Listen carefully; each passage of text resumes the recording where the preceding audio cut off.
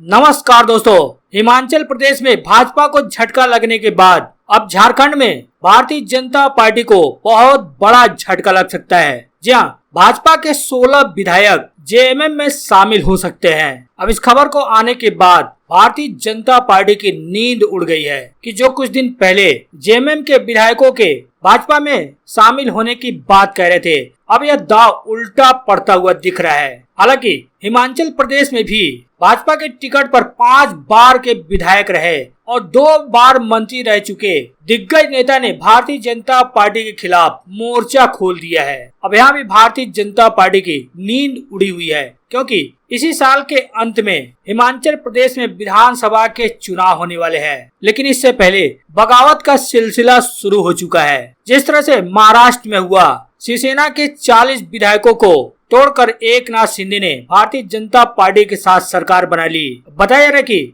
इसी तरह से झारखंड में भी खेल करने की तैयारी हो रही थी। भारतीय जनता पार्टी ने दावा किया था कि हेमंत सोरेन की पार्टी जेएमएम के 21 विधायकों के यानी उनके 21 विधायकों ने विद्रोह का मन बना लिया है। खुद भाजपा नेता निशिकांत दुबे ने सोमवार को ट्वीट करते हुए कहा कि जेएमएम के महासचिव पंकज मिश्रा के जेल जाने के बाद पार्टी बौखला गई है। जेएमएम के 21 विधायकों ने बगावत कर दी है। मुख्यमंत्री के परिवार में ही बगावत शुरू हो गई है, इसलिए ख्याली पुलाव बना रहे हैं। भारतीय जनता पार्टी चोरों की जमात और भ्रष्टाचारी पार्टी से लड़ रही है। भाजपा के ऑफिस का मच्छर भी झामुमो से नफरत करता है। लेकिन एक बार फिर निशिकांत दुबे ने एक नया ट्वीट किया, लिखा कि जेएमएम के 21 विधायक होंगे बागी, बच जाएंगे मुख्यमंत्री जी, जिन्हें मुख्यमंत्री की कुर्सी से हटाकर घर के कुर्सी पर बैठाया जाएगा। लेकिन अब झामुमो ने यानी हेमंत सोरेन की पार्टी जेएमएम ने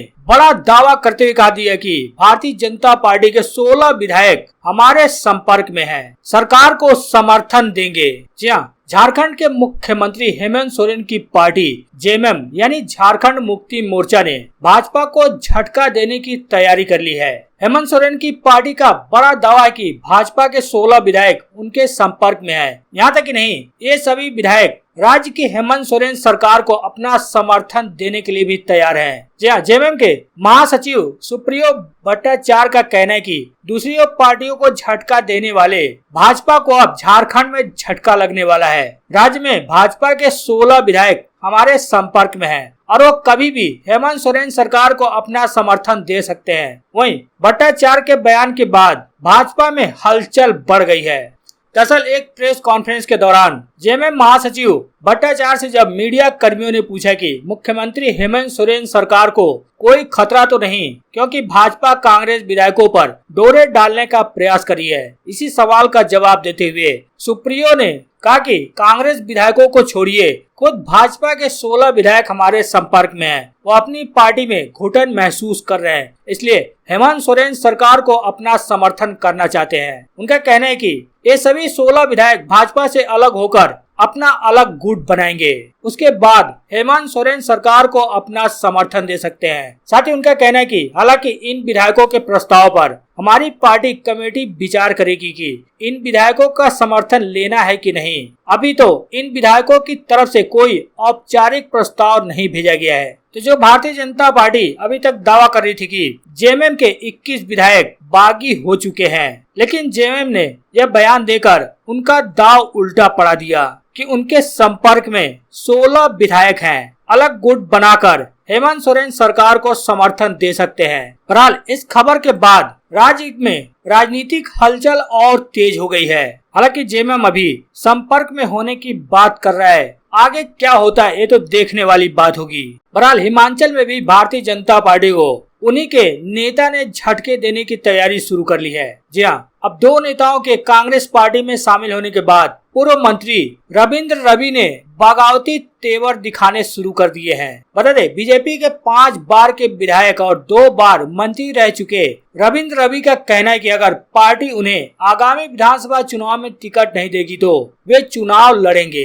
रवि ने ऐलान किया कि वे कांगड़ा की 16 या देहरा सीट से चुनाव मैदान में उतरेंगे। इसके बाद से पार्टी डैमेज कंट्रोल में आ गई है ताकि दल बदल को रोका जा सके, क्योंकि 2 हफ्तों के बीच ही हिमाचल भारतीय जनता पार्टी के 2 नेता कांग्रेस में शामिल हो चुके हैं। अब इससे Bharatiya Janata party damage control mode में आ गई है।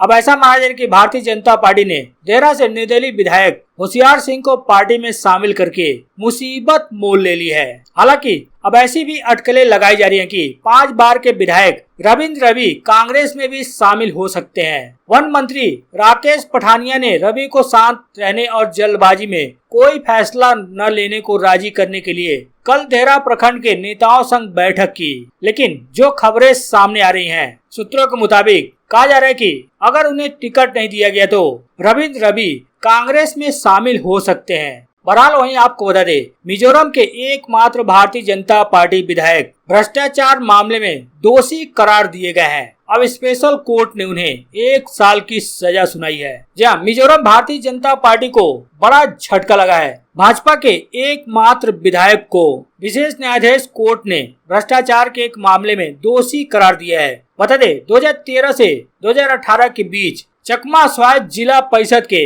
1.37 करोड़ रुपए के भ्रष्टाचार के मामले में तुइचांग विधायक समेत 13 लोगों को 1 साल के लिए कारावास की सजा सुनाई गई है। इस दौरान मिजोरम में बीजेपी के एकमात्र विधायक बुद्धधन चकमा भ्रष्टाचार के एक मामले में दोषी करार दिए गए हैं। मिजोरम में सोमवार को एक विशेष अदालत ने बीजेपी विधायक बुद्धधन चकमा और 12 अन्य नेताओं को भ्रष्टाचार के एक मामले में 1 साल के लिए जेल की सजा सुनाई है। विशेष कोर्ट के विशेष न्यायाधीश ने उन्हें आधिकारिक शक्तियों का दुरुपयोग करने और विकास कार्यों के लिए विशेष सहायता कोष से पैसे निकालने के लिए दोषी ठहराया है। बता दें कि जब भ्रष्टाचार हुआ था तब दोषी करार दिए गए सभी सीएडीसी के सदस्य थे।